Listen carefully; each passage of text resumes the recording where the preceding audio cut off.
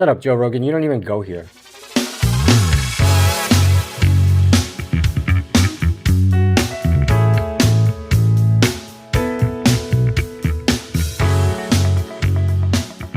What's up, everybody? Welcome back to the pod. I'm Mike Dreyden Figueroa, and this is Unscripted and Unrehearsed, where I give you my take on things that I have seen, heard, and experienced in the last week. And this has been a week. It's going to be a little bit of a boring episode, possibly, for some of y'all, but hey, I need to get this out. But first, sort of, there's another first. But first, I forgot to mention last Sunday was First Contact Day in Star Trek lore. It marks the first time Vulcans make contact with humans for the first time, thanks to Sephram Cochrane's inaugural warp drive flight. So we're actually 37 years from the date that happened. So, that wore this today, and for all my Trekkie friends out there and friends from Starfleet International and my fellow USS North Star alumni, I miss you, I love you. Happy First Contact, belated. So, okay, listen. You got to listen to what people are saying who have a platform, regardless of which way you lean or what have you. You just got to listen to what they're saying so you can make informed decisions. I mean, that's what you learn for critical thinking and being a functioning person in society, right? So when I'm listening to one of the many podcasts I listen to, when I hear something that makes me stop and think or question what I just heard, I either know right away whether it's true or false, or I go and look it up and do a little bit of research. And I don't mean like research, but I look it up. I mean, it's what you learn in school. When you have a question, you don't know the answer, look it up, research it. Okay, for the layman's terms. So, and that's what I mean by educate yourself. I search for the facts, the truth as is out there, and what the common agreement is on facts and truth. And yeah, but more on that in a second, because I'm going to dive a little bit deep in there. So, but first, what the fuck is this? The Trex handbag? I mean, listen. So some scientists in Amsterdam decided they were they're behind the initiative to create this thing. And what they did was they took, I want to get this correct so you guys see. So the material was developed using ancient protein fragments extracted from dinosaur remains that were inserted into unidentified animal cells to produce a collagen that was turned into leather. Okay. Why? What would be the benefit of that? But and then okay, let me not digress. So there's a link in the show notes. I'm gonna have it there so you can read the article because when I first saw this on the news, I was like, what? I don't understand the purpose. Like, why would you want to reconstitute prehistoric dinosaur DNA to create a handbag?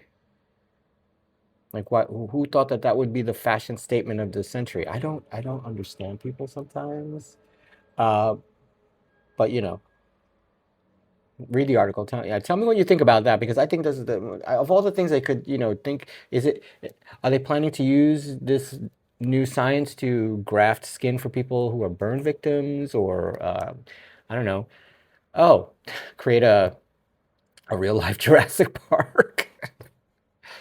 You too can go home with a piece of T-Rex. This is crazy. This I don't know. I don't understand. In the article, and I've looked around for more reasoning behind why they did it, and there was no real reason why. They just did it because why not? That's it. So,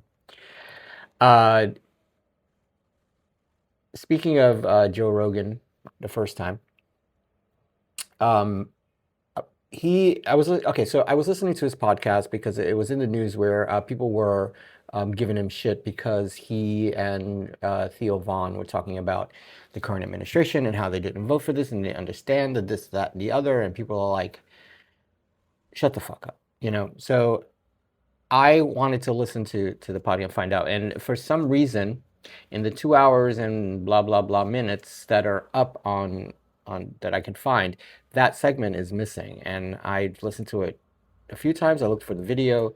That whole segment is been cut out. So I guess Joe cut it out, or his team did. I don't know. But something he said was uh, Vaughn was gonna, he was humming music, and he was like, Joe said, no, no, don't do that. We'll get a strike. And I'm like, what? And they were talking about it, and he's like, yeah, apparently you can get a strike. So I looked into that because, I mean, humming a tune should not, I mean, what's going on here? I mean, you can't express yourself, just everybody's, I think everything has become so damn strict that grown adults can't even live a friggin' life. So I looked into it, and so he said, um, like he began humming, and Joe stopped him, saying it could strike, or we can get a copyright infringement. But it's not entirely the case, because content creators can't hum. But if Joe Blow, whatever, making a video or what have you, YouTube has now a feature in the algorithm where if you're not sure of a song, you can hum a few bars, and maybe it'll find the video or song that you're looking for. That's kind of cool. Great. But why would a content creator be given a copyright strike just for humming a tune? I'm like, it's not like they intentionally want to make money off of that song or that piece. I mean, and how do you express your fandom anymore? I'm a huge Depeche Mode fan. I love Duran Duran. I love a lot of current La Prof. I love all kinds of music. If I'm humming along and not, having a good time, I'm like, why should that penalize me? I'm not intentionally infringing on these people, and I'm sure they can tell the difference between someone who's infringing on their art and their work, or someone who's just enjoying themselves, right? So I don't know. I just feel like a kid being restricted again, and it's stupid. So yeah, it is true though that when it comes down to it, you could run the risk of getting what they call a content ID claim. Yes, sir. Hi. For those of you listening, Max has just joined the chat. What do you want?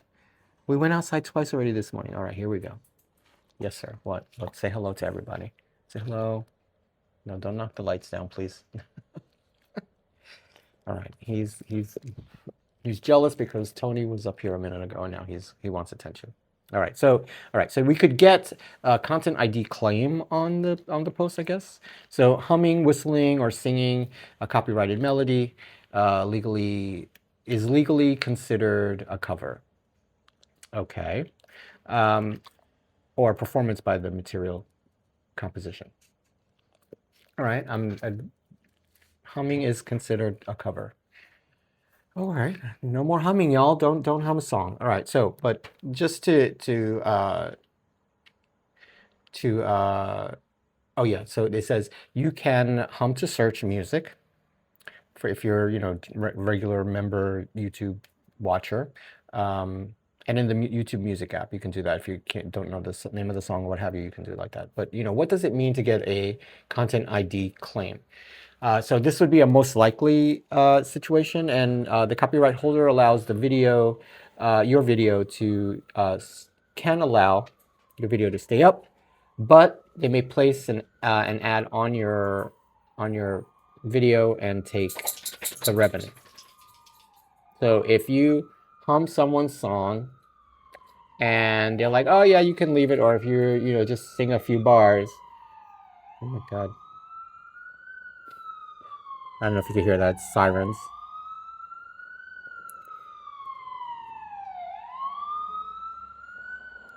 You may not hear that, but I can't hear myself think and talk over it, and it's ridiculously loud. I'm on the second floor, and it's like every time I try to get some work done, especially shooting a video, that happens. It's really frustrating. Anyway, let me start again. So in some cases, rights holders may issue a strike, which can lead to the video being removed. And if you get 3 strikes, the termination of your channel. So that's a copyright strike. The content ID claim, again, the copyright holders will allow your video to stay up, but they're allowed to put an ad on your video and get paid for it, get all the revenue from that. So I'm like, I remember the Napster days and how people were just like uploading their CDs and their music. Just it was to me it was like a convenience thing because back then all the rage was we used to walk around with these CD packet bundle thingies, right? And then our big giant CD players and before we had iPods and or Walkman when you carried your favorite cassette with you. It was a pain in the ass. Yeah, I mean then there was like all the accessories that came along with it. It was ridiculous sometimes. And I always thought one day it's all going to be in one little device, and lo and behold, boom, there it was. And so, people were uploading their stuff to Napster, and you could trade with friends and download it, and you carry it on your phone, and it was really cool. But then it just takes one bad actor to screw the whole thing up, and it got. I don't remember the details, but it got so out of hand that they ended up in court, and I believe the guy who started Napster ended up with Facebook, right? Um, Whatever that the Justin Timberlake character, I think, in all of that. Um, yeah, it just seemed like something that is I don't know, like part of your DNA. Music is a part of all of our DNA. Like how it's become so restrictive, you know. Like I personally don't want to make money off of somebody else's music. I would like to if it's a song I like back in the MySpace days, you could have whatever song you wanted on your main page, and it was pretty much your identity, your feeling, your vibe, and that was your song, and everybody came to your page and they got can't even do that anymore. And I think that was beneficial to the artist because if you were an up and coming artist and nobody knew your music and someone chose it to put it be like their MySpace featured song, that would get a lot of people excited, I suppose. I don't know. So yeah, I thought that was really interesting. So you can't hum on YouTube. You could get a strike or you could get an ID claim. Either way, there's plenty of what do you call that? Royalty-free music out there, and I have a new membership that I'm trying out. Um, but yeah, and with CapCut and a lot of stuff that comes with its own library of music, which is really cool. So I play with that stuff. That's that's like the music to this video that the opening intros came with CapCut and all that. So anywho, so okay, the other thing that just blew my friggin' mind, and I'm okay. So again, I'm 57. Back when I was 18, it's mandatory. You sign up for selective service. You have to do it. If you don't, you can get in trouble. What I didn't know was is between the ages of 18 and 25. I just thought everybody, so you have that time frame to do it, right? I thought you had to do it on 18. If you didn't do it, you got found out and you're in trouble, right? Um, but no. Aaron Parnas posted, and I thought I had the link here, but just go to his Instagram. Posted that starting December, automatic registration for the draft is going to start for guys between 18 and 25. So you already have to still register for selective service. That's technically in a selective service, so you get to choose yes or no, right? So they can't force you to, but according to Aaron Parnas, the administration is going to institute a draft. They also pushed up or pushed back the age to join the military, which I think is now 45 instead of 35, if I'm not mistaken. I heard that somewhere. I forgot to write the notes down, but so I'm thinking this idiot has started this conflict. I'm still learning the words you can and cannot use, so this way your videos don't get shadow banned and restricted or whatever. And I'm trying, even when I curse sometimes, it may be a factor because I'm from Brooklyn. Sometimes part of the vernacular is an F word bomb here or what have you. Anywho, um, the draft is no joke, and what historically has happened, and this is fact in all the films that we've seen and all the history that we've seen, all the documentaries, especially during Vietnam, they sent all the colored folk, all the poor folk, black, white, and in between, all the Asian folk. But if you had a bone spur, allegedly, you got deferred. Um, Interesting note. I asked my father, I'm like, did you serve in Vietnam? And he said no. And he didn't want to talk about it. He wanted to go. Turns out he has a disability. I'm not going to say what it is, but it is detrimental if you were in basically his vision sucks, so he could not go. He's also an only son. That was a thing back then. I don't know if that would count anymore.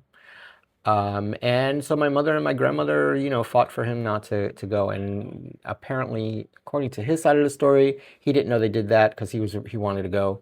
I think he had friends who were going. They got drafted, and he felt like he wanted to go with them. I don't know. This is his story. According to my mom, she was like, I didn't want his ass to go. I knew what they were doing. They're going to draft in everybody who's not white. I'm not losing my husband. And I think I wasn't even born yet. I think this was like right before I was born. So I think 68. Yeah. So I forgot my train of thought here. So the drafting, it's always everyone who's not white. And I'm not being racist here. I'm just trying to say this is what happened back then. It was very rare. If you were white and you were drafted, you were the poor kid. Anyone with money, that didn't happen to. So now there's this thing going around where even Theo Vaughn, and I'm going to come back to that, but he was like, send the rich kids. There's a meme going around, yes, sir, a meme going around where they're saying send Don Jr. and Eric. Listen, whatever. Yeah, they're trying to do this shit. No one's talking about it. It's not getting a lot of coverage because of all the other bullshit happening. See, cursed again.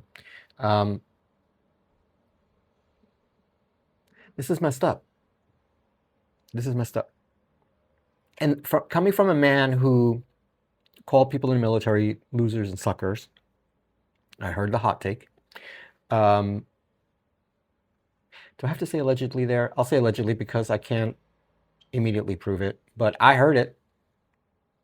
Some interview he had, he didn't know he was on a hot mic. Anyway, listen, if you know anyone of that age who can be drafted, first of all, make sure you register for selective service because I don't think that I definitely believe this idiot is not going to be in office for much longer, and then the regime is going to change, but still the laws apply. And I think that once other people are in leadership, things are going to be far better. It's going to be a shit show getting out of the trouble that we're in, but I think it'll be better.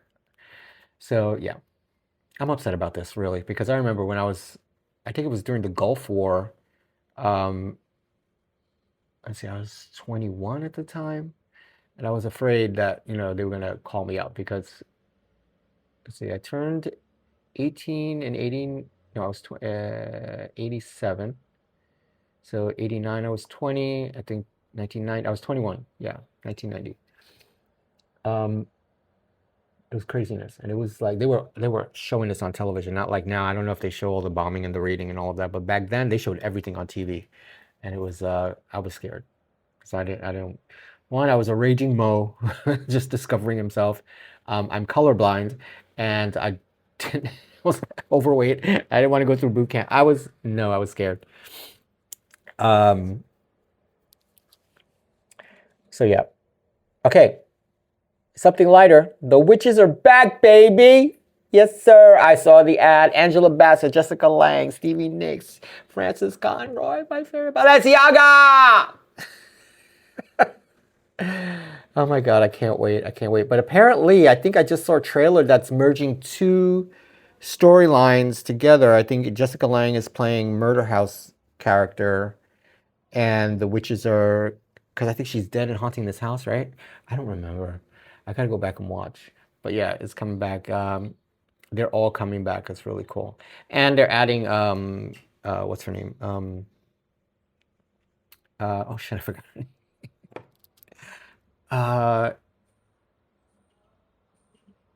Oh shit. It's coming.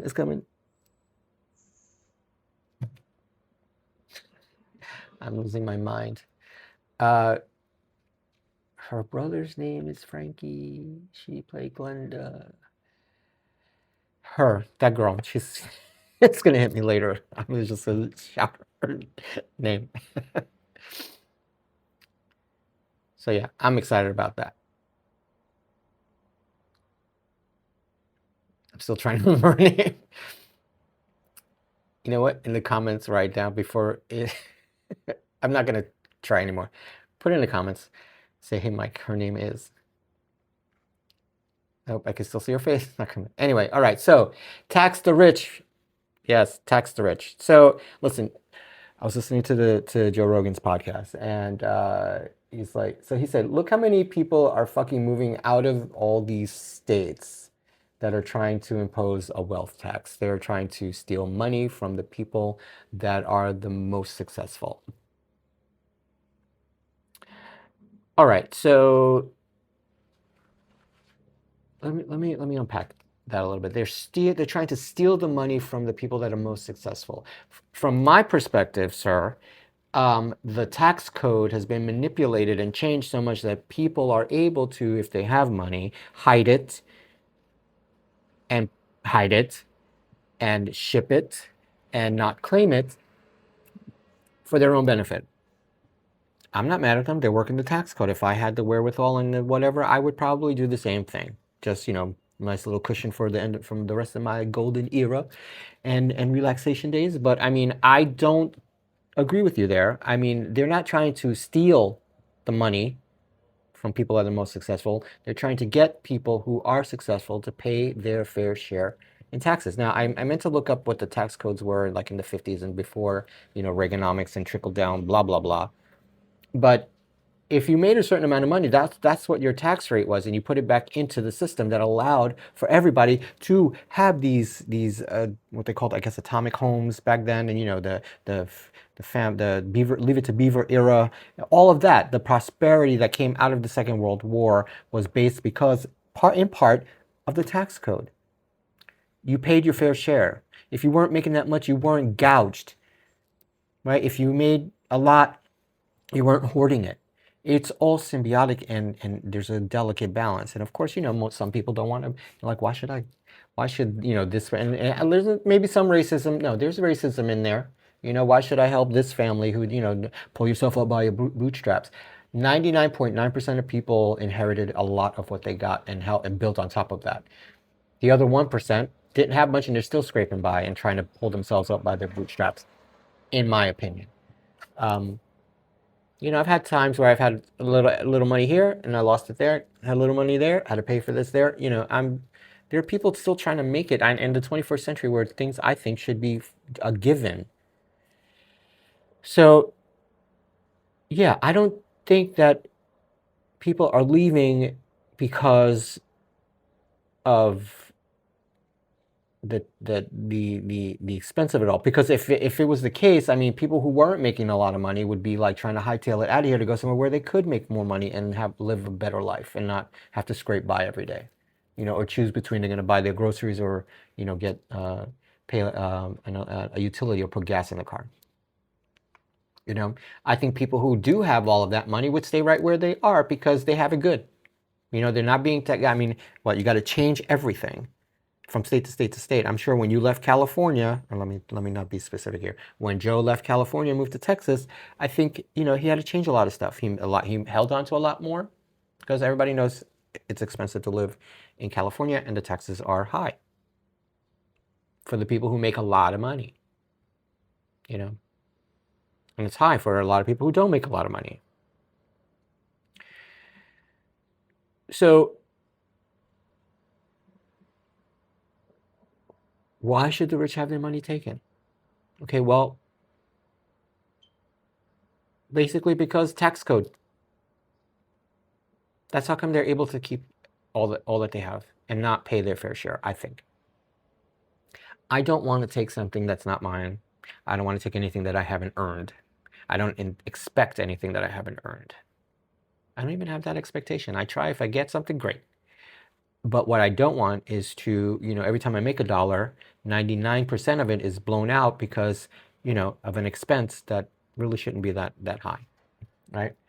And like I said, using the loopholes for your benefit is not a bad thing, but when it's at the detriment of society, that is a bad thing, I think. I don't begrudge it. Look, I was a fan of Joe's. I'm somewhat still a fan of his from when he was on Radio Days. And is that the name of the show? Whatever, that comedy. It was great. It was great. He was a good stand-up comedian. I enjoyed his shows. I would come across him periodically. I enjoyed some of his podcasts back in the day. I even was even more of a fan when he was calling the UFC fights because of his animation, how he's into it and all of that. It made it exciting for me, as a gay jock to like, yes, I love this, But sometimes, like many of us, we're wondering, like, where the fuck is your brain going? You're either over here or you're over here, and then you're all over the place, and then you say stuff like this that I'm like, I understand where you came from, and nothing was handed to you. Mazel tov, bro. But I don't saying something like that. People are leaving states because the government is trying to steal you. But no, I don't think that's fair at all. He's equating or mentioning waste and fraud. Look, I'll agree that and working in real estate, I have seen a lot of how bureaucracy works, how you start a project and it just drags and drags and drags. Nothing really important is getting done. There's a lot of paper pushing, but people are getting paid. You got to get everybody's got to get paid. Bills got to get paid. Stuff has to happen, but you're stretching it out. Bureaucracy sucks. There should be a beginning, a middle, and an end. Get this done. And I think that comes from a mentality like, how can I milk this shit so I can make the most out of it? But what am I going to have to do? Well, I'm going to have to pay all of these people and do all this stuff. And there's all these other people involved. It drags on. If the mentality would change, we need to get this done because there's other stuff we need to get done. Move your asses. Yes? Okay. That's how I feel. I agree that the bureaucracy sucks. But how do we change that? Loopholes. Get rid of them. I think that if people with money weren't, okay, I'm going to remember the title of my podcast. If white people with money weren't so discriminatory and cared about their fellow human being rather than the outward appearance of people, of course the world would be a much better place. So,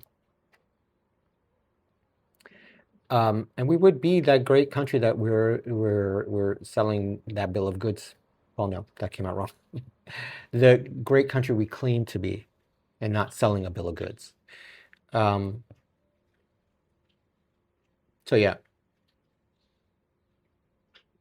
Can you imagine? Anyway, yes, we can imagine.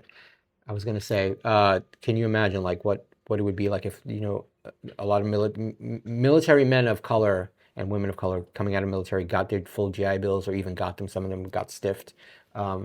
Imagine what this country would be like if Tulsa never happened. It just always baffles me, and it's just as a side note, how someone's racism they would rather see someone fail than see everybody rise. I hope that came out right. But yeah, that's the sense of it. Anyway, I'm diverging here. So yeah, send the rich kids too. That's what Vaughn said. He was like, and I'm paraphrasing. It's like the rich should send their kids to fight in wars too. Yeah, of course. Yeah. Where's that same energy with paying their bills and not paying their bills, paying their fair share in taxes? It's the same energy. Don't leave it all on the poor or the people of color to carry the weight. I mean, even these data centers that are using up so much electricity and water that the electric companies are putting the costs on everybody else, so they can power these data centers. If I'm understanding this, of course, I think the way all of this always gets done is we'll put this revenue generating thing in your backyard. We'll bring jobs and this and that and the other, and we don't charge us taxes, but we'll give you people jobs, and all we need is the electricity to run it and the water to da. Who's going to pay for all the water and the electricity? We are, and that's what's happening. I digress. Again, because of the tax code, they're not gonna pay anything or send their kids to do anything. They'll do it. I mean, I think they would. Who was it? Somebody was saying that they should send Barron to to fight in this war. You know, also as a side note, I remember learning that like I don't think this is all of Europe, but in Israel, or the Middle East, Israel, you're required to serve 2 years. Like we sign up for selective service at 18. I think at 18 or 17, everyone of age has to serve 2 years in the military.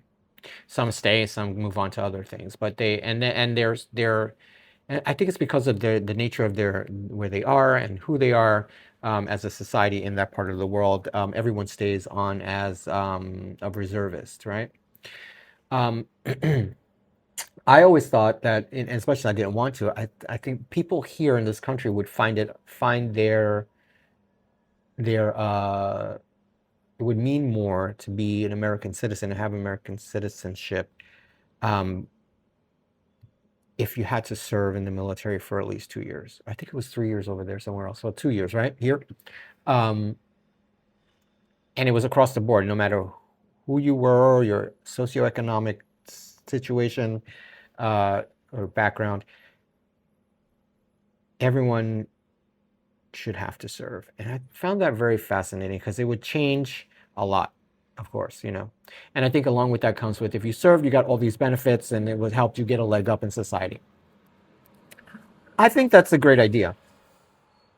You know, I think that's a great idea. It would really help. And there's a lot of people who, I suppose, I don't know, they get themselves in trouble because they don't have a goal in life or a path, or you know, they get wrapped up in the wrong things. You know, maybe the military for some is a lifeline. As you can tell, I'm kind of like on the fence with like what I think is beneficial and what I think is not. And so, you know, for me, it's, I was going to say common sense, but not that. It's a theory, maybe. I don't know. What I think would help. Is that right? Right. Yes, sir. Do you have to go out again? Because we went out twice already.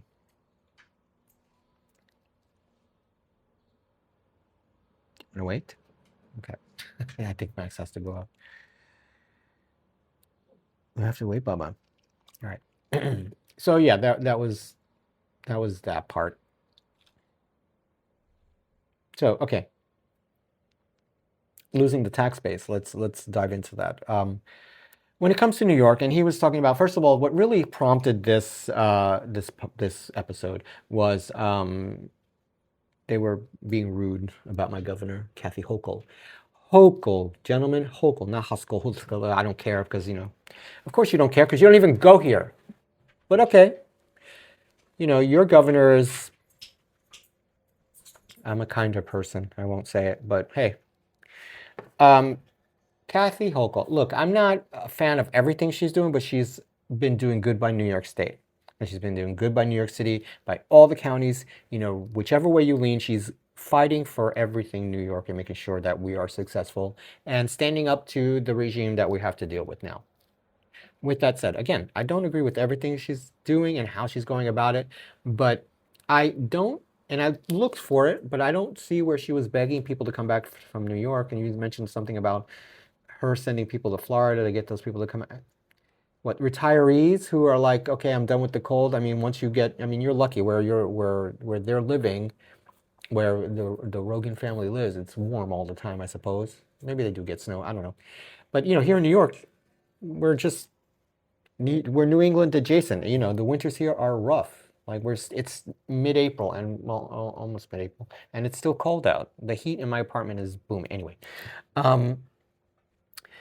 the tax base is not necessarily leaving because of the policies of the state. There are a lot of people who are retiring out of New York. There are a lot of people who are looking for other opportunities. There are a lot of people who came here and, you know, things changed and they moved back, you know. And I really did look this up because I wanted to be factual. I'm like, what, someone not from here is talking about my house. And I'm like, my house don't look like that.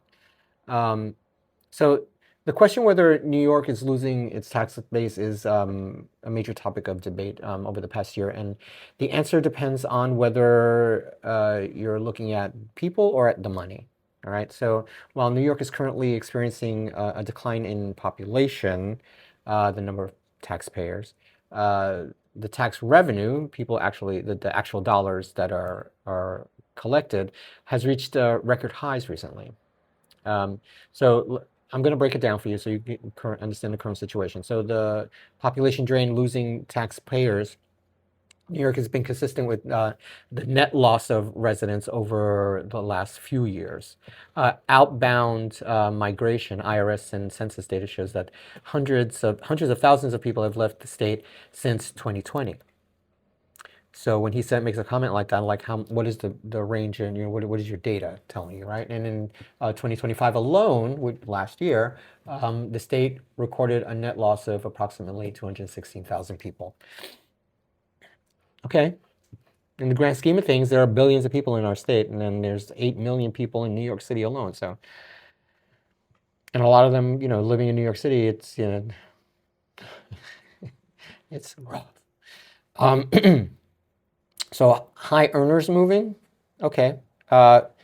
There's a specific concern regarding millionaire migration, and while the number of addresses changed for high income earners, that spiked during the pandemic, and has since slowed down. So, according to the data, the state remains as sensitive to the exit of even a small number of top earners, as they contribute to the massive percentage of the state's total income and tax revenue. So, I mean, how many of those people are there that are leaving? I mean, it says it right there.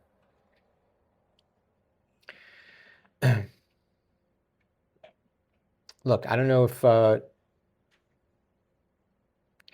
don't know. It's a fine line, and I think that we don't want a lot of high earners to leave, but it's a sensitive situation. So it's not like the state's going to collapse or the state economy is going to collapse, but I mean, there's so much more coming in, I suppose. So the revenue paradox is this. Increasing dollars, ironically, despite losing people, New York's tax receipts have been stronger than projected. So the high collection state tax receipts totaled 85.8 billion through the first 3 quarters of 2025 into 2026 fiscal year, which was 5.9 billion.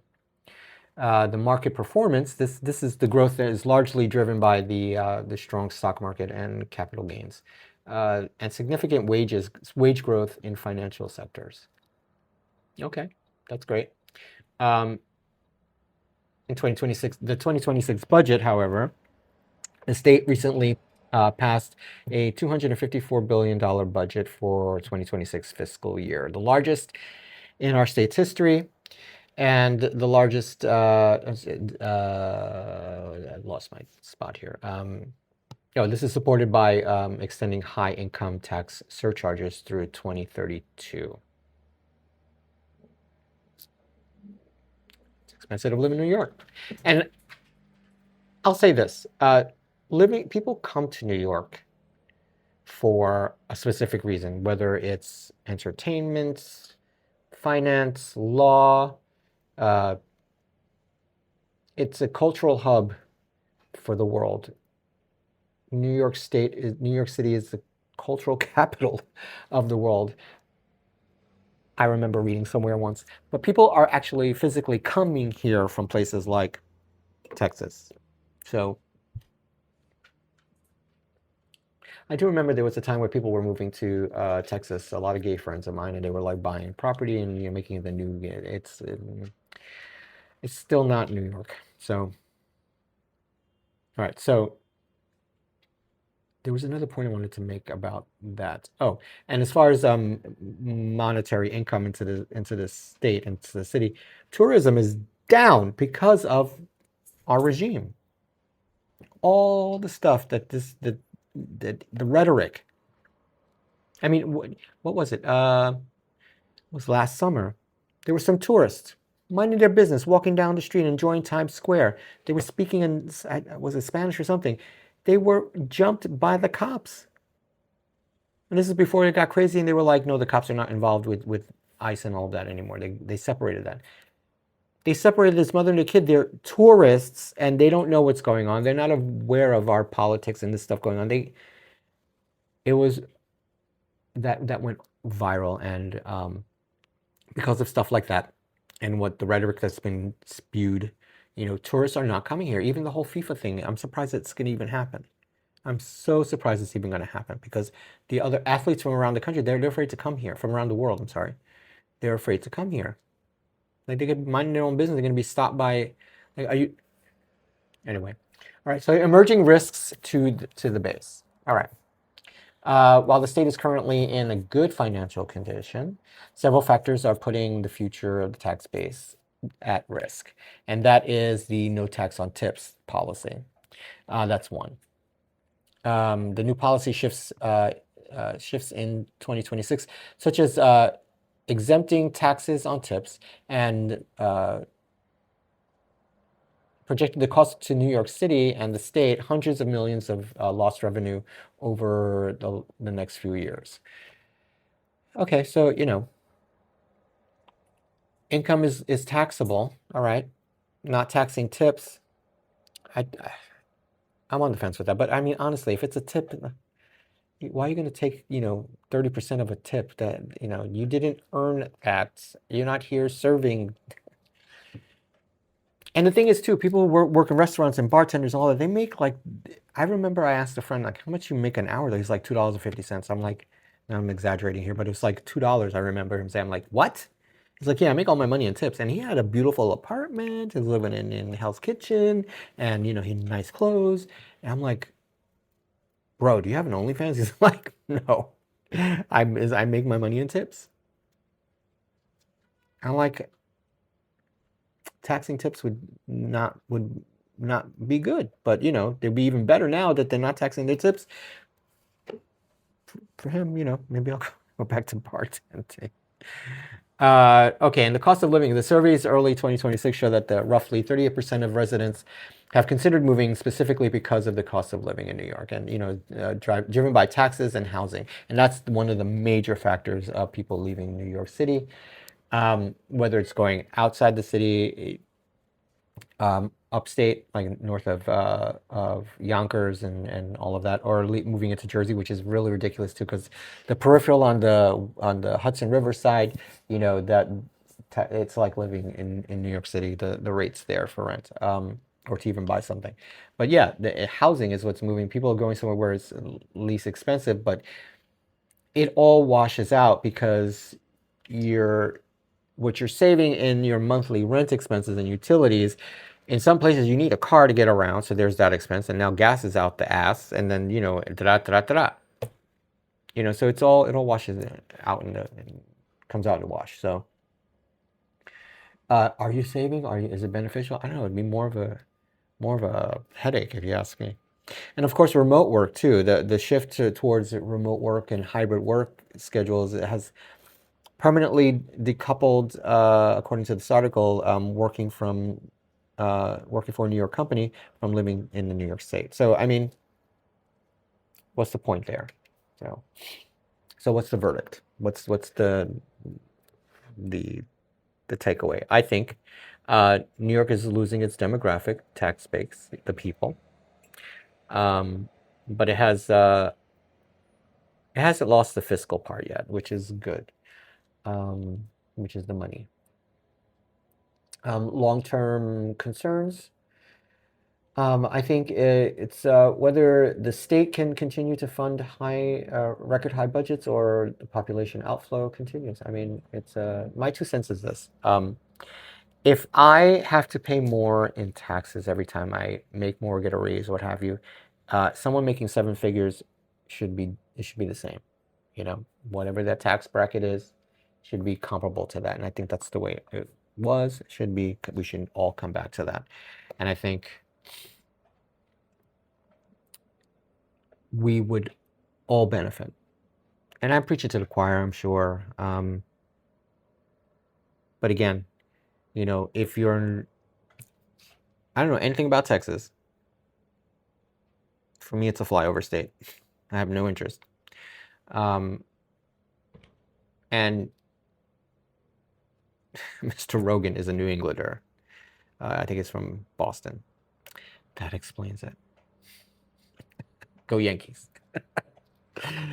No, I do have a respect for the man in his accomplishments. I don't agree with a lot of his politics. I don't agree with a lot of his statements. I don't agree with a lot of his stance on things. Some I do. We're human.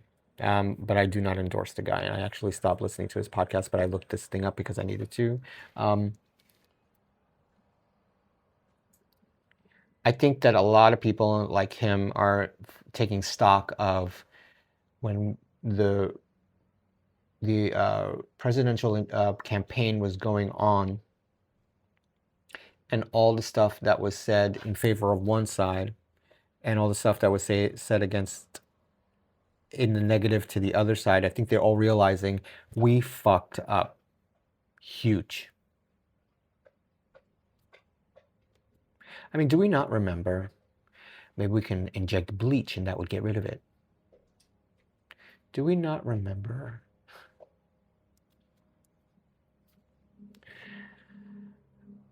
I pray every day that we survive this. I do. All right, so you tell me. I mean, I really would like to know.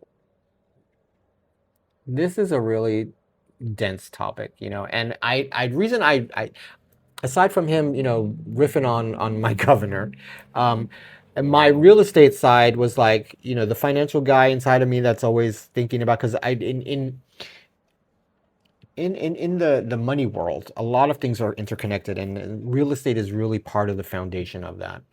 So I'm always listening to the markets, because wherever real estate goes, it's an indication of how the financial markets are, the health of the good or bad, how things are happening, how banking, what's going on with our money that keeps us from, like I said last time, if everybody calls in their cards, we're screwed. So I'm like, wait a second. Is that true? Is New York gonna like wither up and die with people of means leave? All no one's leaving because they're all coming here. No one wants to leave New York. No one wants to leave New York. They want to hide their money. They might move their businesses somewhere else, but they're not leaving New York. Okay, so how do you feel about taxing the rich, and should they? This is what I want to know from you. Should the rich be taxed accordingly? Should they be taxed fairly, where it's beneficial for everyone? I suppose. Is that coming out right? I think that's my thought. Do you think the rich should be taxed more? What do you think about the Trex handbag? I really would like to know what you think about that. That is the stupidest thing I have. You couldn't think of something else? I mean, come on. I just had a memory of like one day in the first Jurassic Park when the egg is hatching and he push. Yeah. Oh, or tell me, what do you think about the draft situation if that's happening at the end of this year? What do you think of that? I'd like to know your thoughts on that. And American Horror Story Coven. What do you think of that? It's gonna be cool. Yeah, I can't wait. I honestly can't wait. I'm, a side note. I just started watching The Boys, and it is so good. I'm like stretching out. Like I only watch like television when I'm eating, because I try not to do that because I will get stuck in a binge or whatever, and nothing will get done. I will sit there. So only when I'm eating, and then I turn it off mid scene or whatever, and I leave it for later. But last night I was watching. I think I'm into the second episode now. So far so good. It's crazy. It's fucking the graphic nature. Oh my God, it's fucking great. Anyway, So, I mean, there you have it, folks. That's today. That's this week's episode. I'm sorry if it was boring or whatever, but I felt I needed to speak up for New York. And hey, I have friends with a lot of money, and I have friends who are broke, and I don't see my rich friends leaving at all. They know they got it good here. You know. Anyway, if you made it this far, thank you. I appreciate it. Do me a favor, comment the flying money emoji in the comments so I know that you got here to this part. And tell me what you think. If you don't, even if you don't give a shit, just say, fuck that shit, Mike. Whatever. I want to hear that too. Remember to like, watch, and share. Uh, Subscribe if you can.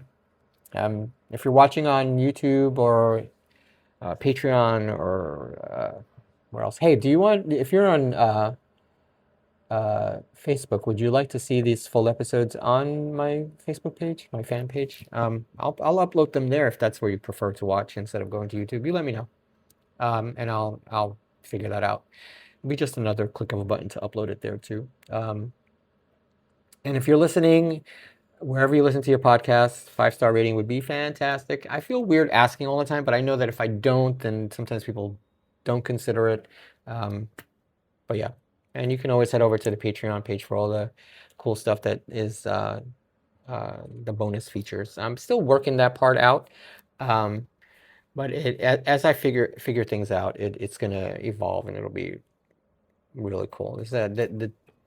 See, because I started it without learning how to use it, so I'm learning how to use it as I go along because I feel like I'm just playing catch up or what have you. But anyway, and of course, I'm trying to stay ads free, so whatever support on Buzzsprout, you can support me there. That's the platform that is audio only. On Patreon, if you join Patreon, you get to see episodes before everybody else, and yeah, we get all the cool stuff nobody else sees. So have a great week. Let's see, what's going on this week? Nothing interesting. No, nothing on the calendar. I'm just working all week. Yeah. Oh yeah, I thought Tartan Day was Monday. I put on a little so I don't fit into any of my kilts, so I couldn't. Because okay, side note before I go. My birthday is March 16th. So it's right after the Ides of March and the day before St. Patrick's Day. So I have a green and gold and white kilt as the Irish, I guess it's an Irish kilt or whatever. So I'm not Irish, but that's the only tartan I have. And I have a Spanish tartan that I could wear. I like that one, but I don't fit in any of my kilts. They're a little snug. So, all right, everybody. Have a great week. Thanks for being here. Love you. Mwah. Bye.